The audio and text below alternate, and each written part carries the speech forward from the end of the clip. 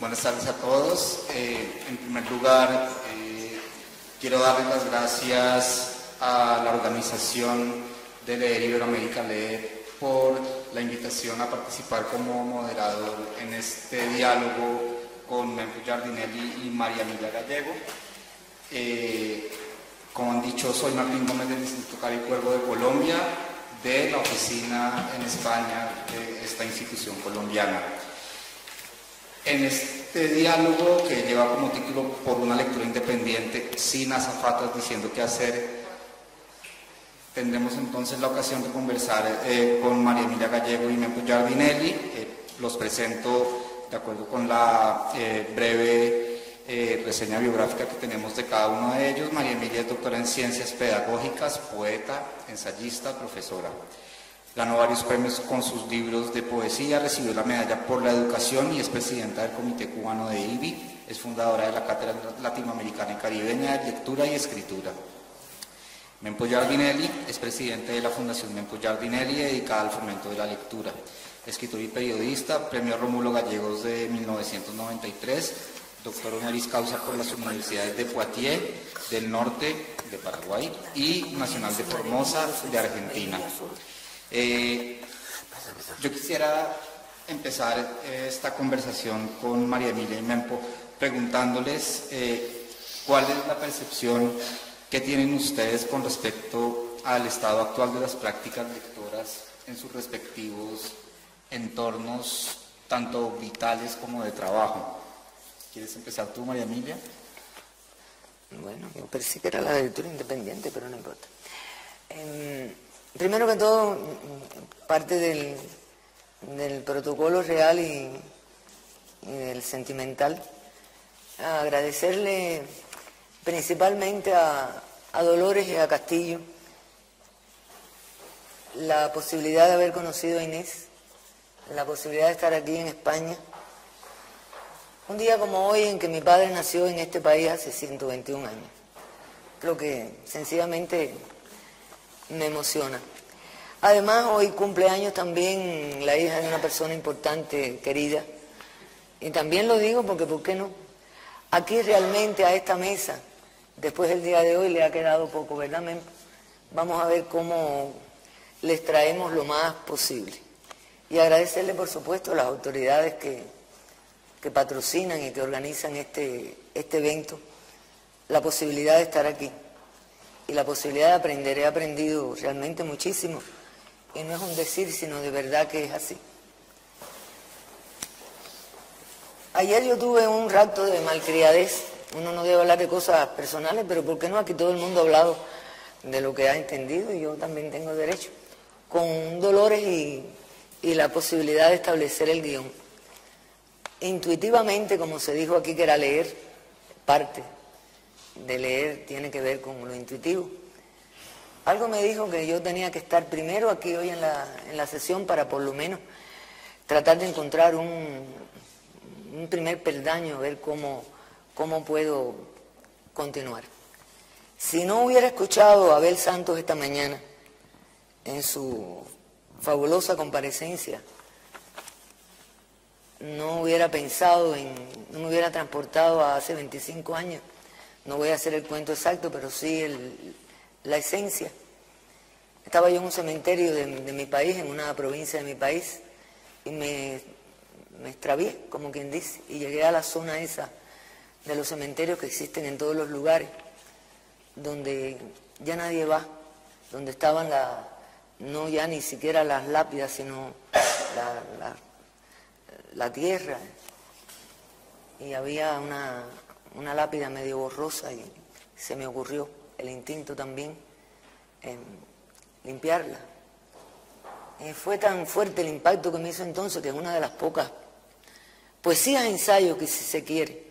Yo soy muy dada a no respetar mucho las clasificaciones, me aterran las clasificaciones. Me tomo la libertad de decirles lo que decía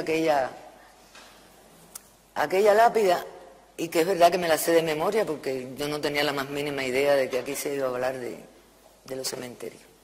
Decía la lápida: aquí Dolores Rondón finalizó su carrera. Ve, mortal, y considera las riquezas cuáles son.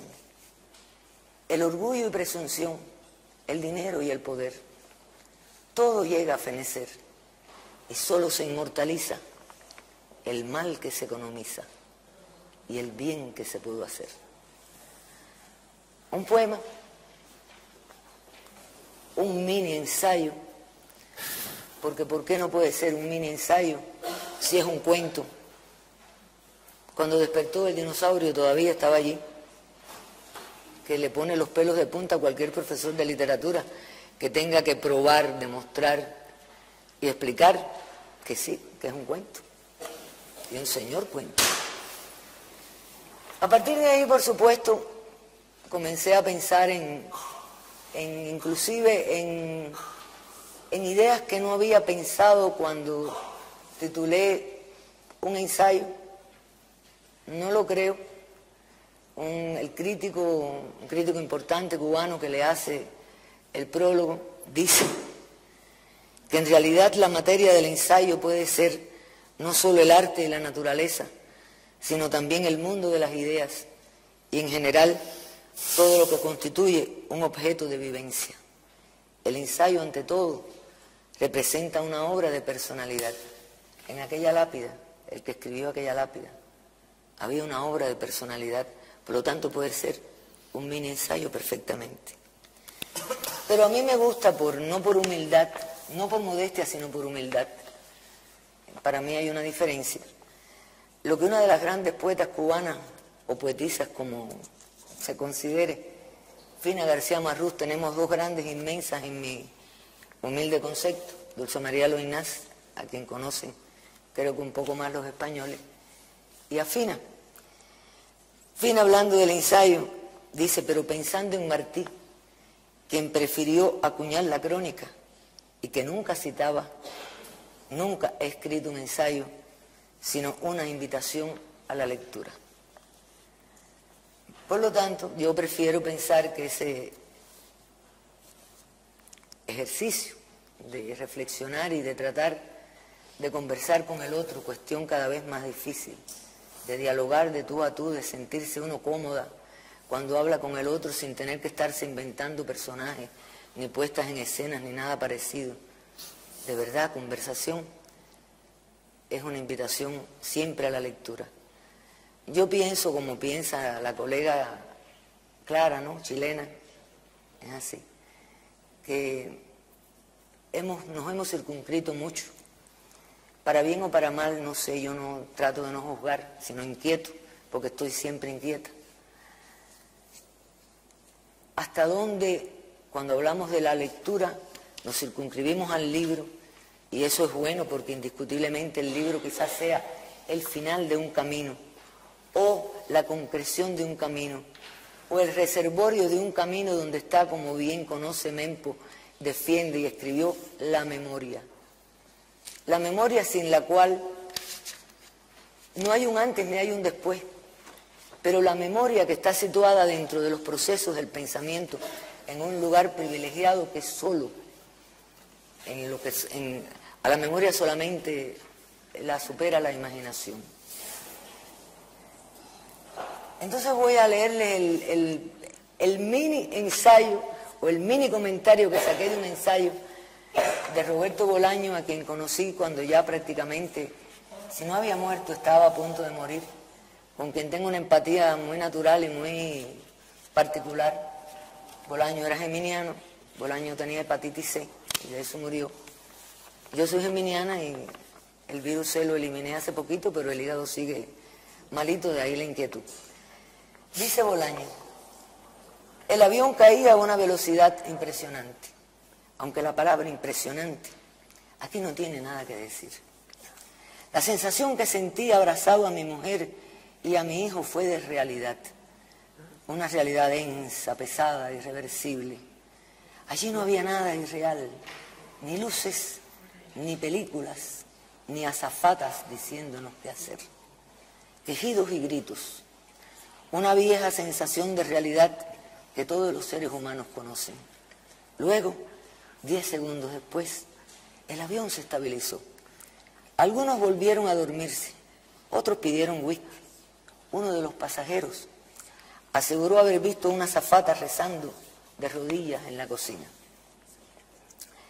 Creo que la comparecencia nuestra, la participación nuestra, tiene que ver con una lectura independiente. Buena lectura del título de Sin azafatas diciéndonos qué hacer, que me hizo pensar a mí hasta qué punto yo había pensado que era realmente una lectura independiente. Y pensar en independiente es un pensamiento mayor. Independiente es no depender.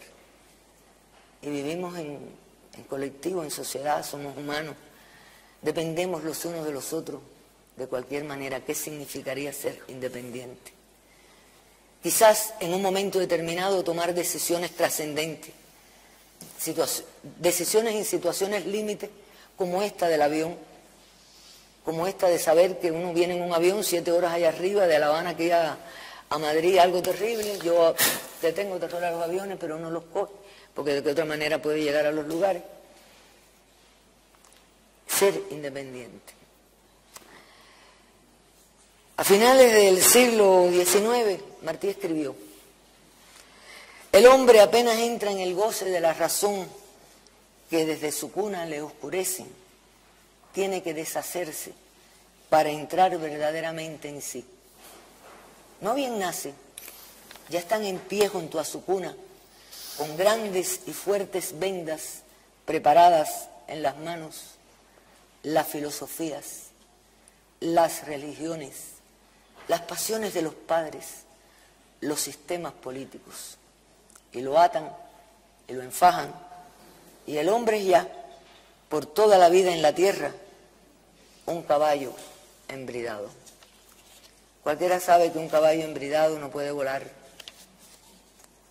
Cualquiera sabe que un caballo embridado solo puede correr según el que le ata o le suelta las bridas.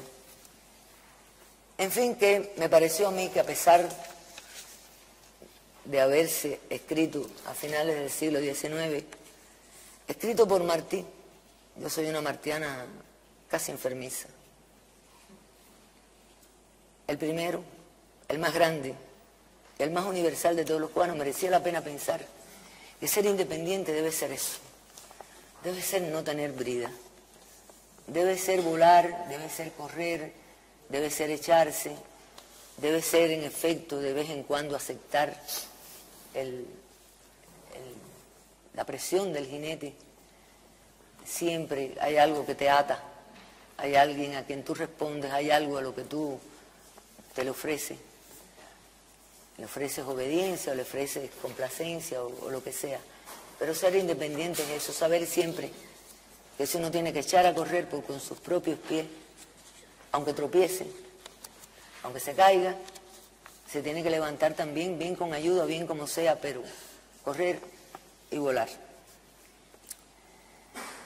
Escribiendo Las azafatas, se me ocurrió a mí, en este caso de la lectura en la que hay no sé cuántas, yo me encontré con no sé cuántas definiciones, y cada quien puede tener, en efecto, independientemente, la suya. Para mí para mí la lectura es leerlo todo. Yo estoy segura de que todas las personas que están aquí, para bien o para mal mío, siempre para bien de ustedes, me han leído. Yo no leo el auditorio porque ya estoy lo suficientemente nerviosa como para no leerlo, pero sentada ahí leía a todos los que pasaron por aquí. Dice la ciencia que los gemelos univitelinos, que son los gemelos, acostados en la misma cuna, el solo hecho de que uno vea aparecer el sol o ponerse de una manera distinta hace que su cerebro sea distinto. Una de las cosas que más me preocupa a mí de la lectura es estrecharle los límites. Leer, como bien dice Manguel, es respirar. Para quien de verdad, si eso se lo alimentáramos a los niños, si eso se lo alimentáramos antes de atosigarlo en ocasiones con el libro iluminado, con las ilustraciones, con lo que a nosotros nos parece, porque más que ser un criterio nuestro, lo hemos heredado y lo hemos aceptado. Sería quizás, como bien hace Mempo, que las abuelas cuenten cuentos, que la madre, cuando el niño le dice aquello que está allí que vuela, qué cosa es, le pueda decir que es un pájaro, que es un ruiseñor, que anida de esta manera, que canta de esta otra, que encerrado no puede cantar. Y ya es una manera de que el niño vaya pensando, aunque sea muy chiquitico, en que preso, sin libertad, no se puede cantar. O se canta mal, se canta como se puede, se canta de todas maneras, porque solo es verdaderamente libre el que no puede ser esclavo, decía Varela. Por lo tanto se canta, pero ya sería una manera de alimentarle la lectura y decir, acabas de leer El vuelo de un ruiseñor. Leer, ¿por qué no? Si la palabra nombra y la palabra se queda. Si ve que una flor que vio el día anterior, una matica con nada más que el capullo, y después vio un príncipe negro, en Cuba le decimos, no sé si en todas partes, a la rosa roja encendida, príncipe negro. Es un príncipe negro y crece así, hace falta, tarda en crecer tanto tiempo, hay que echarle agua un día sí, un día no, poquita. El niño lee hasta el proceso con el cual uno puede ayudar a crecer la planta, con el cual uno puede ayudar él a que el ruiseñor sea libre, a que cante libre. Esa sería una manera, como decía Clara, es Clara, ¿verdad, mi amor? Yo soy mala para la chilena, es Clara. La música, la madre le canta, la abuela le canta, el radio se pone, la televisión apabulla. La música del apartamento de al lado, el reggaetón en La Habana te mata, y entonces tú pones a Mozart para combatir el reggaetón, cosa bien tonta, pero bueno, se hace, o lo que sea, o la trova tradicional. Decirle que eso es música, y que se oye, que es linda, y que adormece, y que se puede bailar. Sería una manera quizás inicial, pienso yo. O alguien que llega y el chiquito se enfurruña igual que los perros. Que cuando alguien entra en la casa que no le gusta, decirle que bueno, que hay que ser tolerante. Toda esa cosa sería una manera, creo yo, más, siempre lo he pensado, más natural, porque viene con lo que se hace, viene con lo que se choca. El niño va a la playa y toca el agua, toca la arena, toca... En fin, esa es una manera de leer. Lo leemos todo lo que no sabemos que lo estamos haciendo, o ya perdimos la conciencia de que se hacía. El primitivo debe haber sido un lector tan furibundo que no pudo dejar de escribir, no pudo dejar de pintar en las cavernas. Por lo tanto, por ahí, a mi modo de ver, podían estar quizás las cosas que hoy tanto nos agobian, o una posibilidad. Bueno, y leer, y llegar al libro casi que por extensión, y decirle, bueno, todo eso que leíste de una manera explicado, o no, o visto de otra manera, el niño que viste no es este, pero está en Niña Bonita, en fin, el niño pobre. Sería una manera, es una insinuación, es una invitación, no más. Dolores me dice que me tengo que callar y me callo, yo soy de una disciplina después de lo que le hice ayer, tremenda, y ahora... Mempo, a raíz de la semilla que ha plantado Emilia con respecto a lo que supone una lectura independiente, yo quisiera preguntarte cómo concibes tú entonces una lectura independiente, sin azafatas diciendo qué hacer, teniendo en cuenta que tú has insistido mucho en la lectura como una forma de hacerle contrapeso al poder, a los discursos dominantes, a estos discursos vacíos de conceptos y vacíos de ideas que nos ven solo como masas, como consumidores, como clientes y no como personas. Pues es demasiada pregunta, voy a ver si puedo encontrar una respuesta. Mira, ¿tienes un tiempo? Yo lo que quisiera decir ante todo es que, y tiene que ver con el título que yo he pensado, ¿no? Diciendo qué hacer. Diciendo. Yo quisiera empezar primero recordando, para mí es una especie de dogma, para mí, para la gente que me acompaña, para muchos mediadores y mediadoras en la Argentina, y lo que nosotros enseñamos además en nuestros cursos, en nuestros posgrados. La lectura es una cuestión política. lectura es política. ¿Por qué? Porque la educación es política. Por supuesto. Decidir que una nación, que un pueblo sea lector, es una decisión política. Decidir que no sea un pueblo lector también lo es. Decidir que una nación, un pueblo sea educado es una cuestión básicamente política.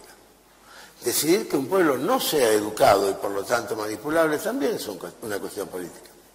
Quizá en Europa esto no se ve tan así, por las tradiciones europeas, por cómo Europa ha resuelto sus tremendas consignas y sus tremendas contradicciones. Hitler no era nicaragüense, Mussolini no era uruguayo.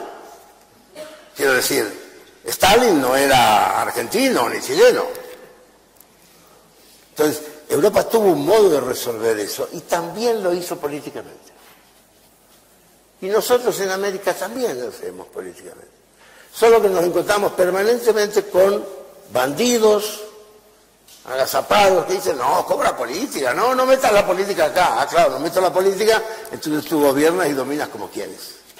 Es una cuestión política. Miren, que un pueblo lea y cualquier estrategia de lectura, para nosotros, estoy seguro que hablo en nombre de los latinoamericanos, este es un congreso también político.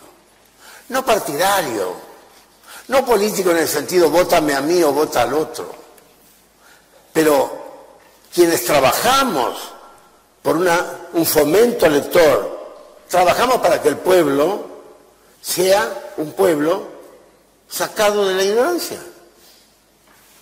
Dar de leer, decía Graciela Cabal, que es una gran docente argentina, dar de leer es como dar de comer. Si damos de comer al niño que lo necesita, que no tiene, también tenemos que darle de leer. Eso es la promoción de la lectura. Yo tuve la fortuna, la oportunidad de participar durante muchos años, desde el año 99, que fui convocado por el Ministerio de Educación de mi país, y fui uno de los promotores del Plan Nacional de Lectura de la Argentina. Con 4 presidentes y 6 ministros de Educación, yo pude trabajar con un grupo maravilloso de gente, que puedo decir que la formé o nos formamos juntos. Hicimos un plan que fue extraordinario y que cambió la educación y cambió la lectura en la Argentina.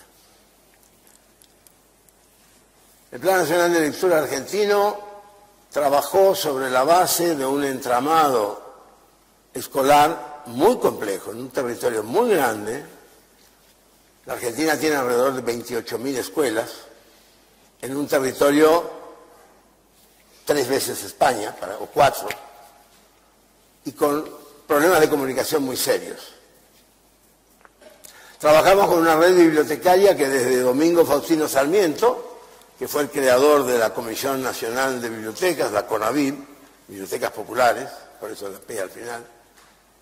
Nosotros tenemos en la Argentina alrededor de 50.000 bibliotecas en todo el territorio, contando las bibliotecas de aula, las bibliotecas escolares, las bibliotecas municipales, la red de bibliotecas populares de la CONABIB, las bibliotecas de cada intendencia, de cada municipio, las bibliotecas provinciales, las bibliotecas de las 62 universidades nacionales gratuitas que tiene la Argentina, las bibliotecas de cada una de las facultades de esas bibliotecas. Es decir, el entramado es gigantesco.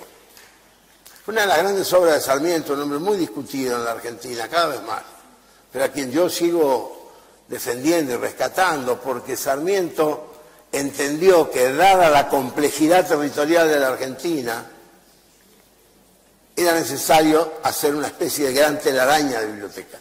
Miren, en mi país no hay ningún ciudadano o ciudadana de cualquier edad que no tenga una biblioteca a su servicio a más de 2, 3, 5 kilómetros de distancia. Aún viviendo en la montaña, aún viviendo en la Patagonia, aún viviendo en el extremo norte. Esto que es fabuloso estuvo muy obviamente abandonado. Cada dictadura hizo daño. Durante 50 años Nosotros tuvimos gobiernos autoritarios durante 53 años continuados. Los primeros 20 años de mi vida fueron bajo estado de sitio y de mi generación. El daño fue tremendo, pero no lograron destruir eso. Y el Plan Nacional de Lectura, que retomamos con la democracia, y que empezó el presidente Raúl Alfonsín en el año 84, una de las primeras medidas cuando recuperamos la democracia, es crear el Plan Nacional de Lectura, y entonces él lo llamó Leer es Crecer. Ese plan estuvo adormecido por distintas causas, fundamentalmente económicas, políticas. El gobierno de Carlos Menem fue especialmente dañino también en este sentido, pero el sistema aguantó. Sistema bibliotecario, sistema escolar,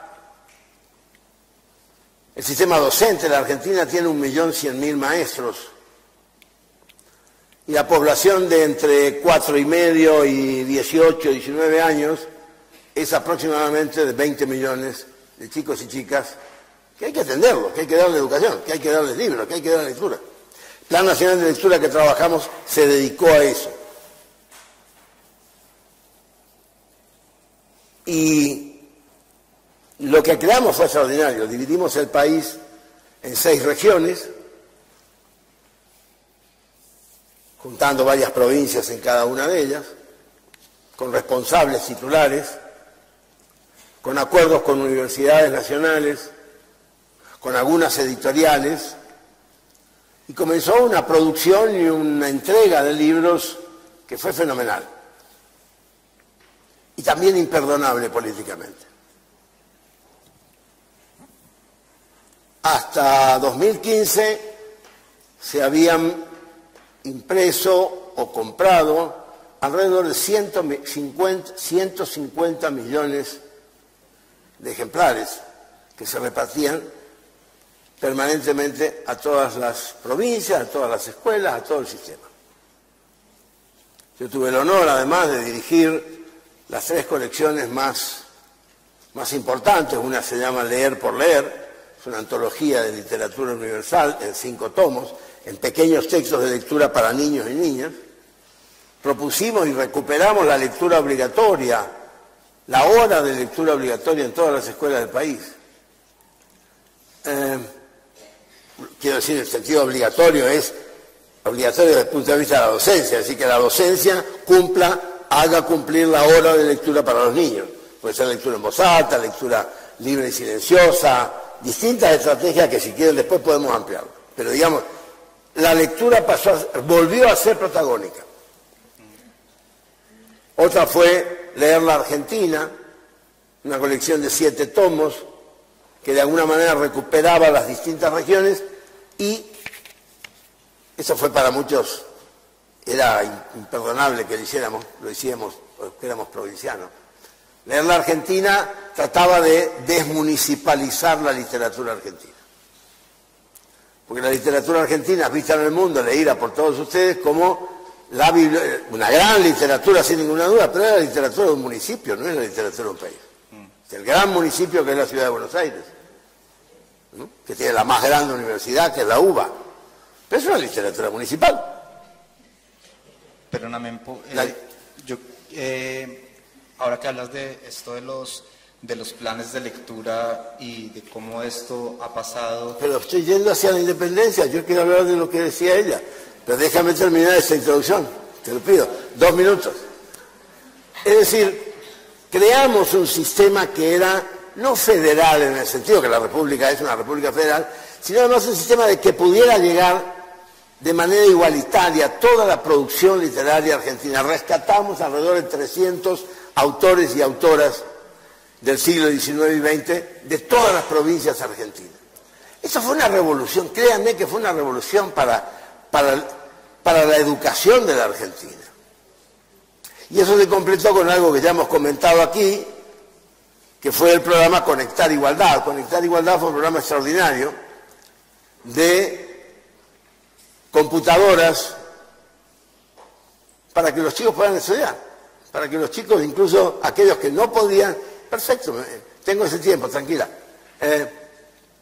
Bueno, no voy a abundar, que voy a ir, no quiero incomodar a nadie, pero la verdad es que esto a mí me apasiona, porque saben que Todo esto fue destruido a partir de 2015.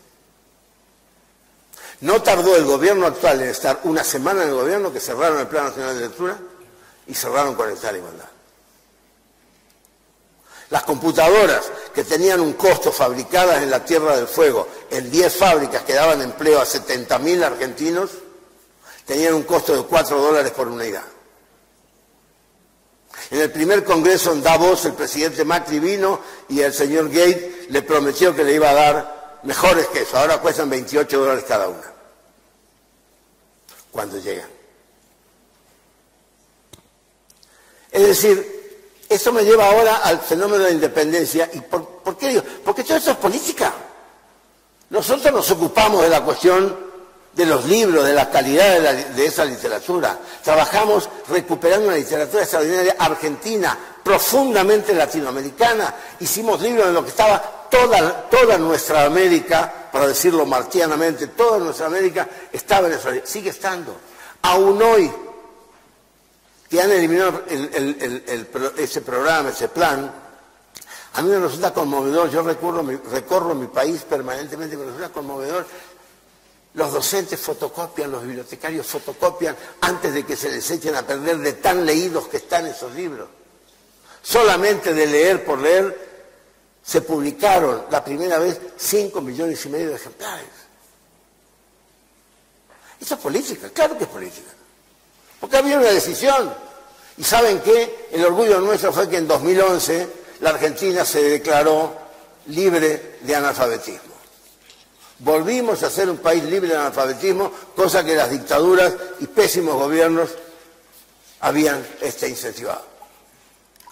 Entonces yo acá quiero terminar diciendo, tú hablas de independiente. Mira, con todo el respeto y con todo el amor que le tengo yo también a José Martí, te exhortaría a pensar que hoy el concepto de independencia nos es escaso, escueto, pequeño. Porque miren, todos los americanos somos independientes del rey de España, sin ninguna duda. Pero ¿tenemos autonomía decisoria? ¿Tenemos soberanía en nuestros pueblos para que nuestros pueblos tomen sus decisiones? ¿Tenemos autodeterminación, que para mí es el concepto verdadero que viene a suplantar, y te invito a pensarlo? La independencia es un gran valor del siglo XIX, fue nuestro valor fundamental. Todas las luchas fueron por la independencia. Yo sueño, es una locura mía, perdónenme, es mi utopía personal, yo sueño con que volvamos a ser pueblos con autodeterminación. Pueblos que son capaces de decidir cuál va a ser su destino, cuál va a ser su alianza continental, como la tuvimos en los últimos 15, 20 años. Y cuando digo alianza continental, me refiero a la hermandad que teníamos nosotros con el Plan Nacional de Brasil, con el Plan Nacional de Lectura de México. Yo estuve 2 semanas en Chile trabajando para el Plan Nacional de Chile. Trabajé en el Plan Paraguay, es decir, esta fraternidad hoy está rota. Somos independientes, claro que somos independientes. Pero yo prefiero pensar en que volvamos a ser dueños de nuestra autodeterminación y que esa autodeterminación nos permita definir finalmente que dar de leer como dar de comer son cuestiones profundamente políticas.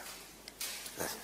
Yo, hechas estas introducciones, quisiera que ustedes nos contaran cuáles creen ustedes que son los retos que tienen los agentes implicados en la promoción y el fomento de la lectura en el contexto actual, un contexto en el que tenemos una emergencia de lo digital que está siendo arrasadora, cambios en los hábitos de consumo de contenidos por parte de las personas, avalanchas de contenidos que están siendo producidos y que están circulando de diversas maneras, luego también emergencia de discursos políticos totalitarios, nacionalistas, populistas, circulación de noticias falsas que se viralizan de una manera voraz y que nos están invadiendo y que están un poco poniendo en jaque nuestro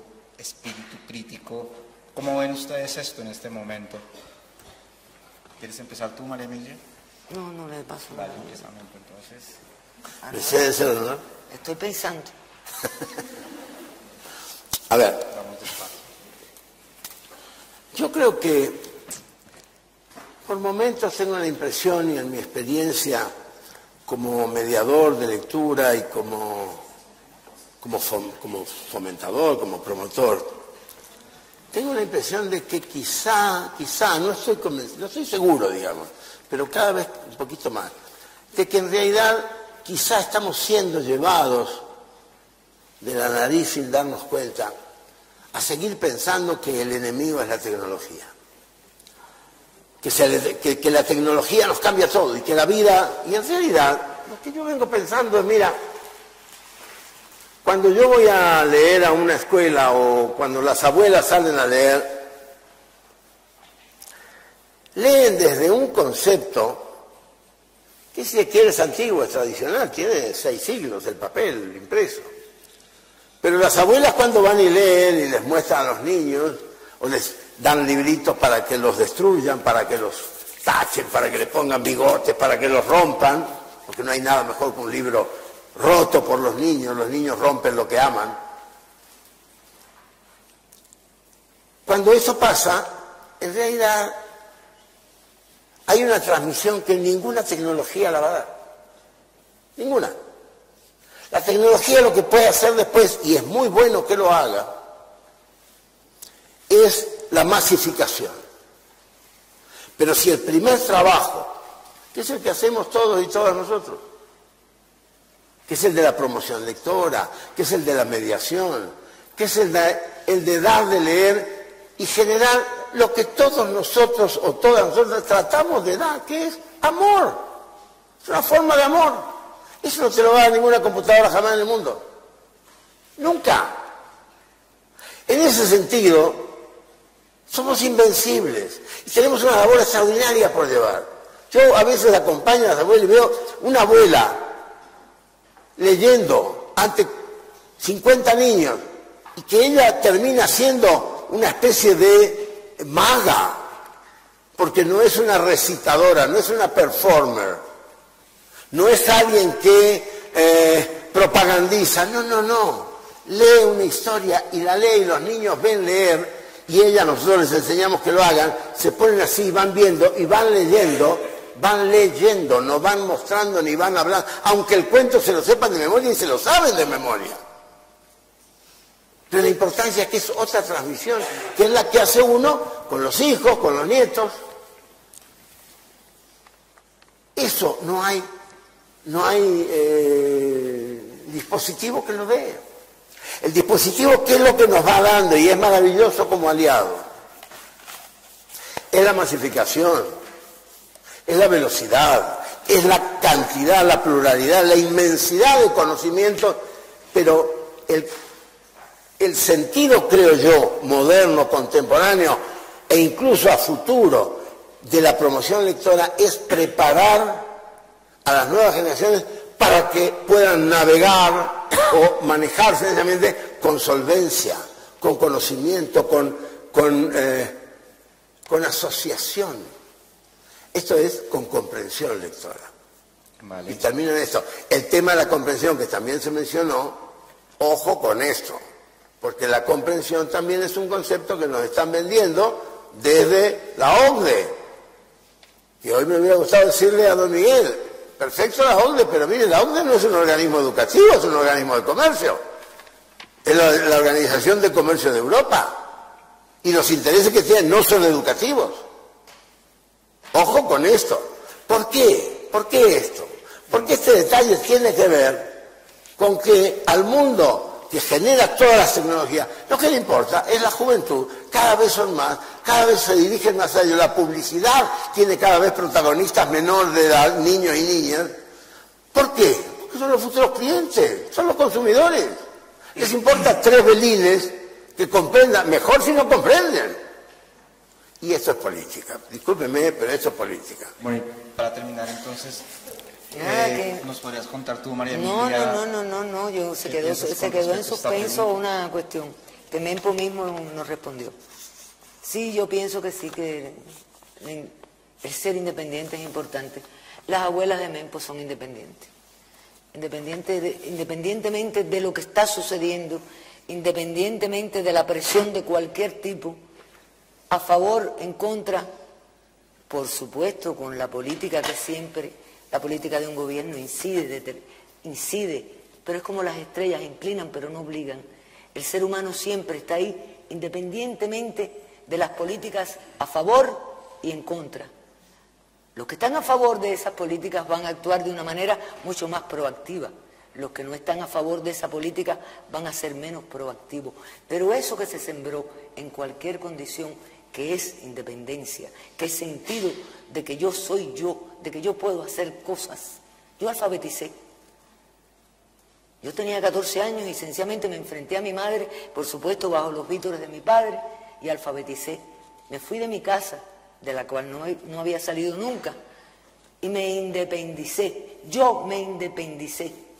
Que había circunstancias políticas que me beneficiaron, sí, pero yo venía con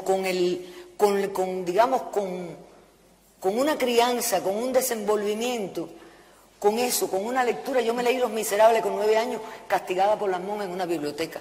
Por supuesto, no debo haber entendido nada, seguro que no entendí nada, pero sí entendí una cosa que la he tenido en el alma siempre. La miseria engendra miserable. No siempre, me enseñó la vida después. Hay situaciones que en condiciones, los determinismos son, yo soy alérgica a los determinismos. Yo soy alérgica a las cuestiones que son o blancas o negras, porque la vida ni es blanca ni es negra, la vida tiene matices y la vida se va desenvolviendo.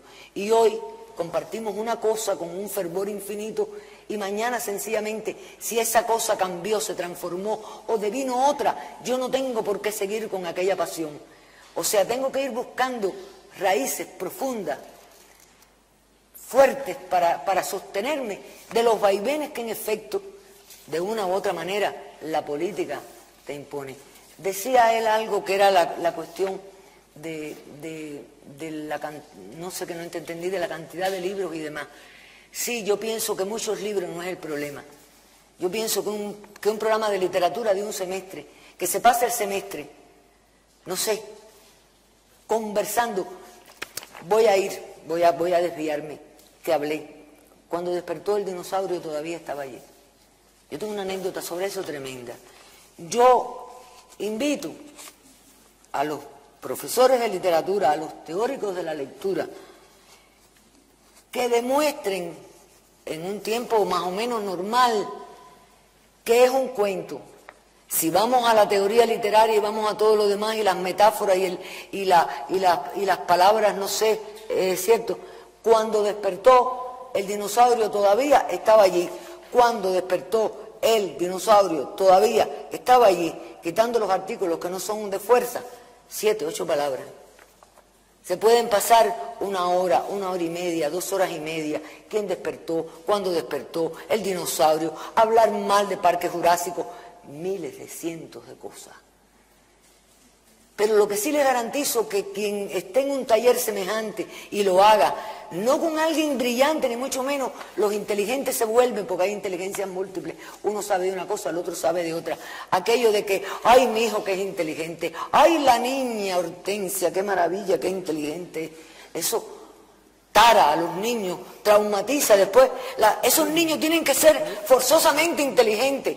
Y en lo profundo, en ese ser independiente que se está formando, él sabe, o ella sabe, que hay cosas que no sabe hacer, hay cosas para las cuales, porque saber hacer es ser inteligente, no saber hacer no es ser inteligente, saber hacer es tener habilidades. Ser inteligente es otra cosa, y hay inteligencia e inteligencia, lo que está demostrado por las neurociencias. Cuestión que esa sí me preocupa. Oigo hablar de lectura siempre, oigo hablar de los niños, oigo hablar de los libros, oigo hablar de los medios. La televisión que se come a la gente y los celulares que se comen a la gente y todo eso que se come a la gente, somos total y absolutamente analfabetos. Hoy sucedió aquí algo con un colega que nada, que estaba sentado, y yo, para fastidiarle un poco, le dije, levántate, porque a nivel de cámara, a nivel de telenovela, estás en una desventaja tremenda, y sobre todo si te pongo la cámara por aquí o por allí.